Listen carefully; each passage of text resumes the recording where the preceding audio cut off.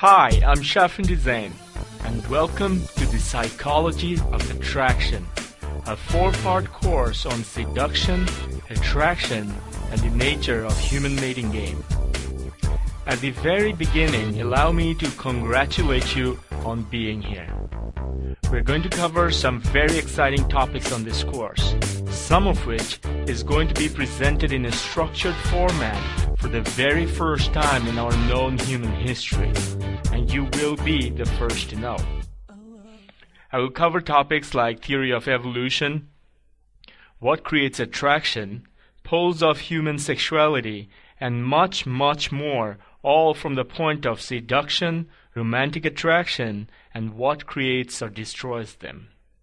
By the time you've gone through all 4 parts of this course, you will have a pretty decent understanding of the nature of romantic attraction, how seduction plays a vital role in evolution, and even some basic strategies of triggering the attraction switches in mates of your choice that will make you magnetically attractive to the opposite sex. So, what is the psychology of attraction? It is my experience that even though love, sex, and attracting a suitable mate is the most powerful motivator for us after basic survival, people of the world today have a very poor understanding of the true nature of the mating game. We are not taught about this in school, our parents refuse to talk about it, and our friends are even more clueless than we are. Yet we are all playing the game with no rule book or proper understanding, no previous introduction, and no structured training. But if you think about it, we do learn the rules somewhere. We all seem to have very strong beliefs about how to attract romantic partners and how to maintain relationships. We all seem to know how our love life should be. But a big question is, where did we get these ideas from? We got them from movies we watched, novels we read, songs we listened to, right from our childhood. And what is the result? Well, nearly 50% divorce rate in most free societies, and truly happy couples being as rare as Chinese giant pandas. They do exist, but finding one is a damn hard job. And is it a surprise? If our teachers of love, attraction, and relationships are brilliant but totally out of balance individuals like actors, poets, and movie makers who are signing their 4th divorce letter while checking into rehab for the 7th time, what did you expect? Just like jumping off the roof with a red cape like Superman will break your legs at the very least, following romantic advice from movies and songs will get you a divorce letter, if you're lucky, that is. Unfortunately, as I record this, there are very few good books on the market that teach us how to successfully attract the right partners and build fulfilling relationships with them. There are some good books on maintaining relationships like Men Are From Mars, Women Are From Venus, and some okay books for attracting a potential mate like The Game. But none of this, at least none that I know of, explain why attraction works the way it does. What is the reason we evolved to value certain human traits more attractive than the others, and how to incorporate those traits naturally within our personality? What we have so far is, here are some techniques and behaviors that work for me. Go do it. Hopefully it'll work for you too. In psychology of attraction, we will go through exactly that which is missing. We'll learn why certain traits trigger instant attraction, how we are hardwired to feel attracted towards some people but get totally repulsed by the others, how we can use this evolutionary machinery in our favor, and how to incorporate those specifically attractive traits naturally within our personality, not as a forced, inauthentic add-on, but a natural evolution of the self. Now, this is a course that can only serve as a foundation. I will teach you as much as I can for free within the boundaries of video size limits, time, bandwidth, and other resources. I'll teach you all the background history, what we know from evolution theory, evolution psychology, and more. Finally, I'll show you some of the ways you can immediately apply these concepts in your life. If you think this is valuable, if you wish to really achieve mastery, truly redefine your entire being, and take control of your love life, you can get my much anticipated new training course, 5 Essential Mindsets of Magnetically Attractive Men. By the end of this course, you will know if this is really for you or not. If you think it is, you will get a chance to get it very quickly because I have decided to sell only 1,000 copies of this product for now. Once the 1,000 copies sell out, it's shop closed, game over, good night. Why only 1,000 copies? Well, that is something I'll share with you at the end of this course on day 4. It's quite the story, and as you will see, I've been struggling quite a while to not release this product, but somehow I was forced to. Anyway, whatever is the case, there will be no hard sales, no if you don't buy this product you'll regret forever type techniques, or anything like that. The idea is very simple. I'll teach you as much as possible for free. At any point during or after the course, if you want to own the whole arsenal of 9 hours of intense training and 3 separate sessions of brain programming with clinical hypnosis and brain entrainment technology, if you wish to get the whole enchilada, then you can go get the product by clicking on the link right below this video. And if you can't afford it, well, then forget about it. It's not the end of the world. A quick note at this point about the product itself. Although it will be focused primarily towards men, I guarantee any woman going through this will also learn an astounding amount on seduction, attraction, romantic relationships. Much of human mating follows the same rules regardless of male or female. What applies to men in many ways applies to women as well. Now let us begin. The very first thing I want you to understand from a very practical standpoint is that if you wish to create attraction in a potential mate, man or woman, gay or straight, there is both an inner game and an outer game. There are some theories you'll have to learn and some practices you'll have to do. Once you're comfortable with the theories, you'll understand the specific practices much better and will be able to use them much more powerfully. So in that spirit, let me teach you some of the background and theories first. Let's begin with a very brief history of the human race. About 1.6 million years ago, our ancestors lived in Africa, walked upright, and possessed relatively small brains which they used to make some crude stone tools. Scientists call this the Pleistocene period. At this time, these upright walking folk quite certainly did not have language, music, or any other creative capabilities that modern humans have.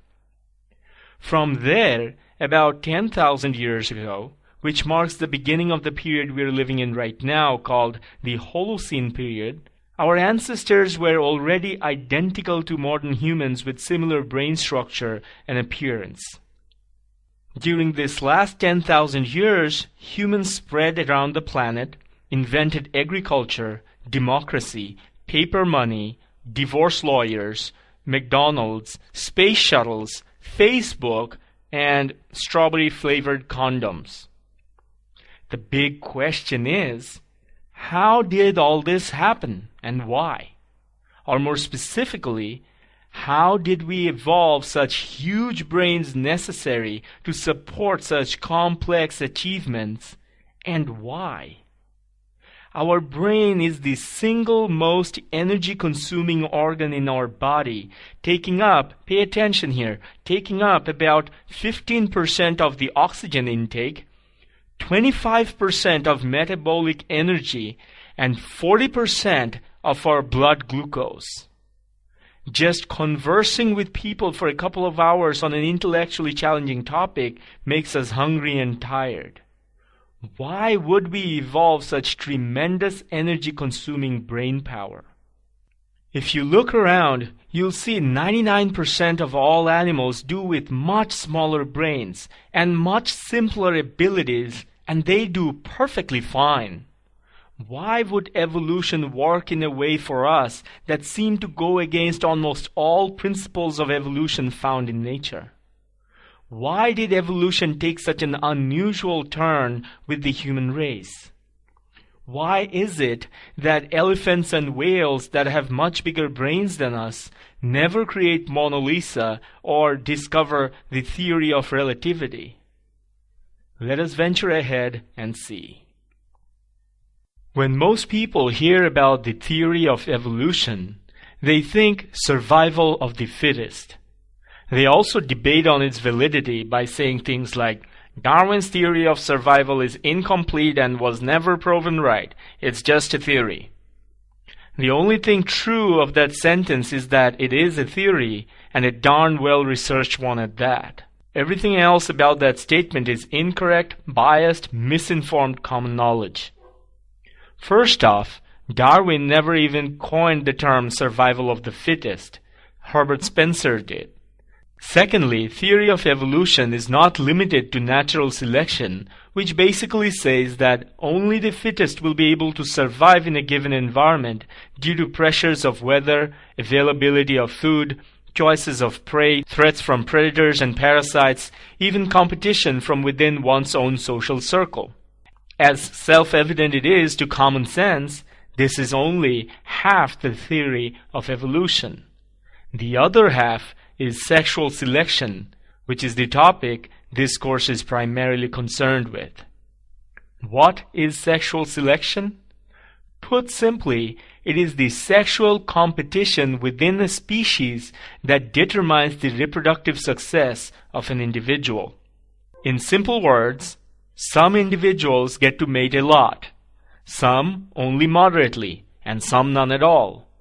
Those who don't get to mate at all produce no offspring, get to make no contribution to the gene pool of the species, and their genes die along with them. All of this happens because to the potential mates, some individuals appear more attractive than the others. Now, although Darwin fully developed the theory of sexual selection in 1871 in his 900-page mammoth of a book, The Descent of Man, it took over 100 years for the scientific community to accept it. During this time, the theory was first ignored, then categorized as blasphemy, then ridiculed, criticized, researched, re-ignored, re-researched, and then finally accepted as self-evident. Why? Because as you will see in part 2 of this course, sexual selection is a tremendously powerful theory that puts a lot of importance on women and their ability to influence human evolution. This was simply too much for the male-dominated, religious-minded 19th and 20th century scientific community. It wasn't until the late 1970s and 80s that finally truth prevailed over prejudice and sexual selection became self-evident.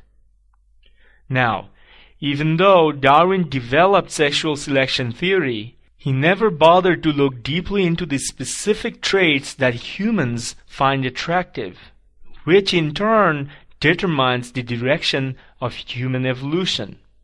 It wasn't until very recently that a lot of interest in evolutionary psychology started, which focused on the mindsets or psychological drives that guide a species towards a specific direction.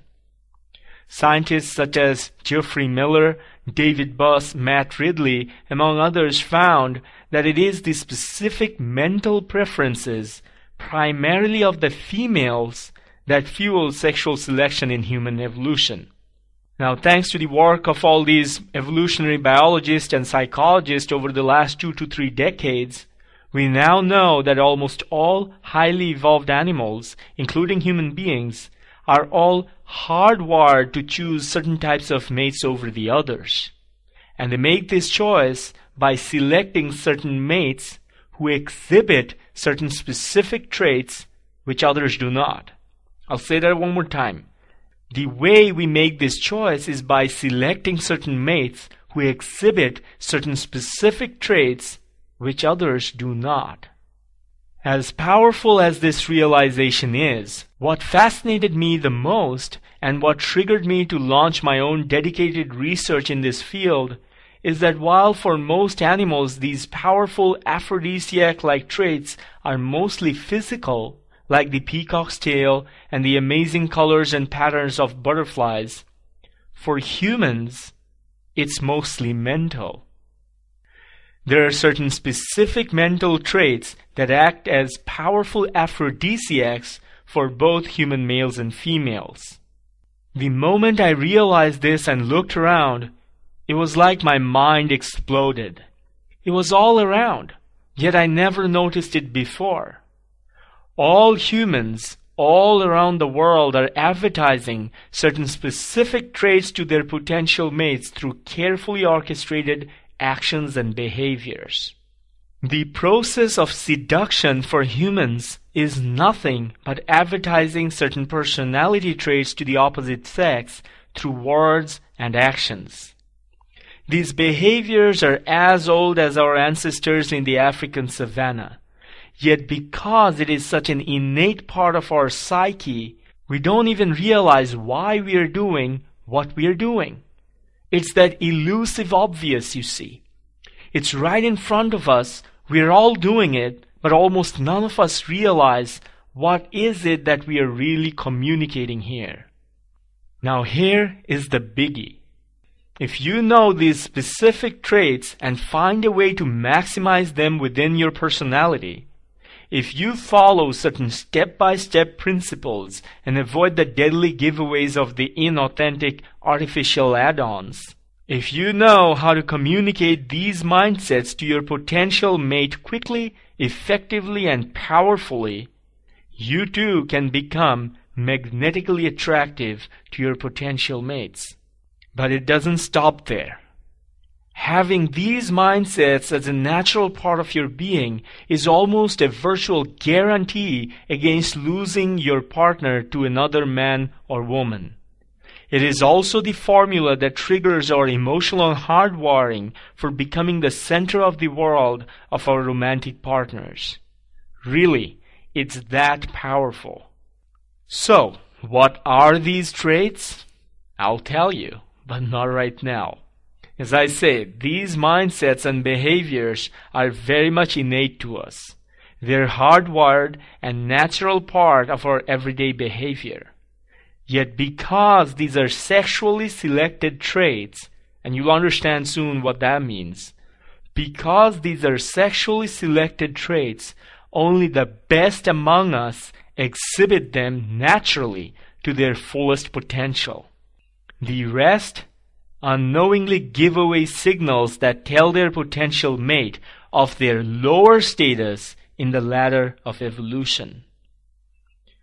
Anyway, since these traits are so powerful, yet devilishly difficult to see through, we will have to deprogram our mind a bit before we are able to see through the fog. And that's exactly what we will do today and throughout the rest of this course. So stay with me and pay attention.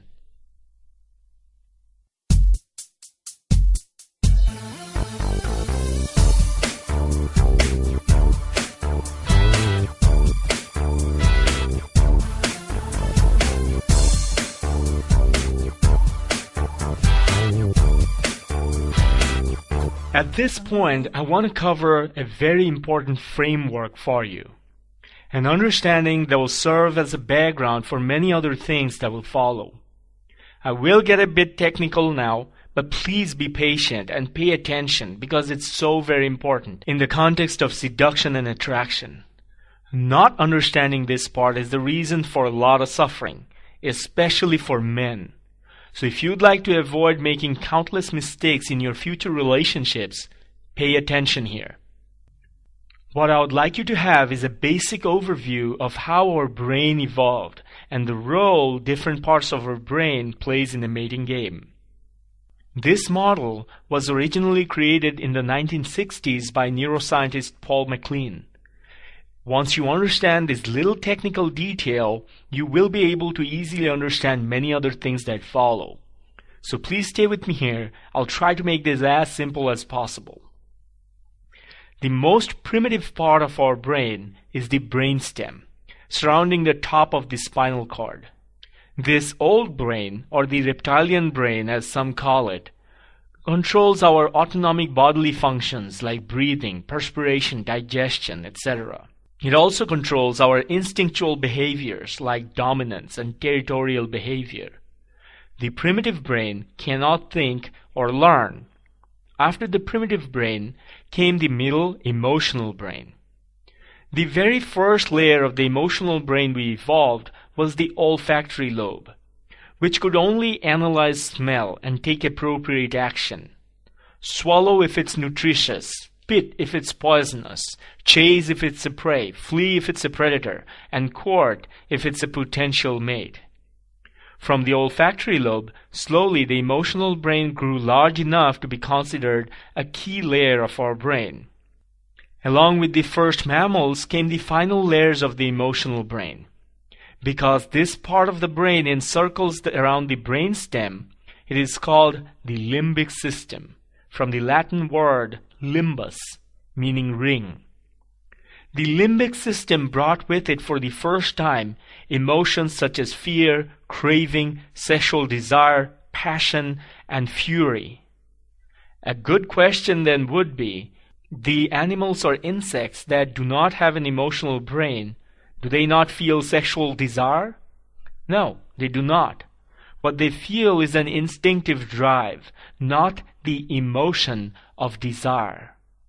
Slowly, as the limbic system evolved, it began to support two critical tools of evolution: learning and memory. After the limbic system and the emotional brain, finally came the neocortex that grew on the top of the emotional brain. It is this neocortex that gave our ancestors such an extraordinary intellectual edge. The neocortex allowed us to develop all that is uniquely human. It adds feelings to what we think about and allows us to use language to communicate, think about ideas, art, and imaginations. In humans, the neocortex is much larger than any other animals and enables us to do long-term planning, strategizing, logical thinking, and rationalizing. Now, the reason I just gave you this brief introduction to evolution of the brain is to help you understand one key point. Because the neocortex and all its logical, rational thinking ability came after and extended from the emotional brain or the limbic system, the emotional brain plays a crucial role in the mating game. In moments when an opportunity for mating presents itself, the emotional brain quickly takes over and the neocortex has very little say on the matter. So remember this from now to forever. Attraction is created in the emotional brain, not the neocortex. In simpler words, attraction is not a logical choice we make. It is an involuntary response of the emotional brain to specific set of mating behavior. Let me give you an example. Because the very first capacity of the emotional brain was the ability to analyze smell, guess which of our five senses overpowers all the others? It's smell. Even if something looks good, feels good, sounds good, but does not smell good, you will not feel attracted towards it. Think about it. No matter how handsome, pretty, or charming a person is, if he or she has a bad breath or body odor, we are instantly turned off. It overrides everything else.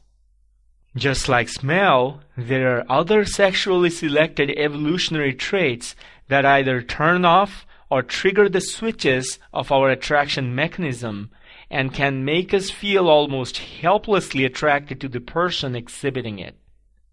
And as I already mentioned, for most animals, these traits are primarily physical. For humans, however, these traits are primarily mental. Now the bad news is, most people will never know what these traits are and will forever be penalized unknowingly for not exhibiting them. Unconsciously, the message they will send to their potential mates is, "I'm unworthy. Do not choose me because I have nothing great to offer." These men and women will either be punished continuously by their disgruntled husband and wives who somehow got stuck with them in the unnatural legal binding called marriage, or they will have to settle with someone much lower on the evolutionary status than themselves and be doomed with poor quality life. Sad but true. Evolution is kind to the species as a whole and merciless to the individual. The good news is, once you know what these sexually selected evolutionary traits are that indicate a high-status person with superior genes, once you know how to implement them naturally, and once you know how to communicate these mindsets quickly and effectively to your potential romantic partner, you truly will be one of those rare individuals who have too many opportunities and too little time. And not to mention the unwavering devotion of your current romantic partners if you're already in a long-term romantic relationship. Okay, to sum up, today's key lesson has been, attraction is not a logical choice we make. It is an involuntary response of our emotional brain to certain specific mating behaviors. We are hardwired to feel attracted to anyone displaying those characteristics or mindsets. Of course, we can choose to ignore that gut-level attraction due to whatever circumstances that prohibit us. The key to understand here is that the thinking, logical, rational part of the brain is neither able to create attraction or destroy it completely. If the right stimuli are present, we will feel attraction, whether we like it or not, whether it's convenient at the moment or not. The good news is, these mindsets are nothing alien to us, and for the first time in human history, we have pinpointed what they are. Throughout this course, you will learn more in detail how this works, and if you wish to take yourself to the mastery level, you can click on the link below and get a chance to own the very first home study course in the world that will lead you step by step and install all those qualities within you. Finally, how can you use what you have learned today immediately? Do the following exercise. First, throughout the next week, remind yourself over and over the following. Attraction is not a logical choice we make, but an involuntary response of the emotional brain to the right mating behavior. The next time you logically try to convince someone to feel attracted to you, or try to buy them something hoping they'll approve of you, or put them on a guilt trip hoping they'll see their mistake and feel attracted to you, remember, these are the exact opposites of what creates attraction. Shall I say it again? The next time, right, this is for men, the next time you logically try to convince someone to feel attracted to you, or try to buy them something hoping they'll approve of you, and this one's for women, or put them on a guilt trip hoping they'll see their mistake and feel attracted to you, remember, these are the exact opposite behaviors of what creates attraction. If you want to be magnetically attractive to your romantic partners or potential mates, you have to learn exactly what behaviors and mindsets trigger the attraction switches in their emotional brain. And where will you learn that? From me, of course. So stay tuned for more. And here is today's second exercise. Go watch the movie Vicky Cristina Barcelona by Woody Allen. You'll get a very nice movie version of what I'm talking about. Don't get too engrossed in the story or the morality of it. Just watch the characters and note what creates and destroys attraction, even when we logically understand this would be the totally wrong moment to feel it. Notice how powerful our emotional brain is and how helplessly it responds to the right behavior patterns. Okay, so that's it for today. Do leave a comment below with how you enjoyed this first part and the questions that came to mind so far. Tomorrow we'll go deeper into sexual selection and give you a more thorough understanding of the awesome power it exerts on human evolution. And don't forget, if you're not signed up for this course yet, please sign up for free by entering your name and email address on the right-hand side. Remember, this is a 4-part course, and the only way to get all 4 parts is by signing up for it. Lots more to come. So until we meet again, spread the love and make this world a little better today.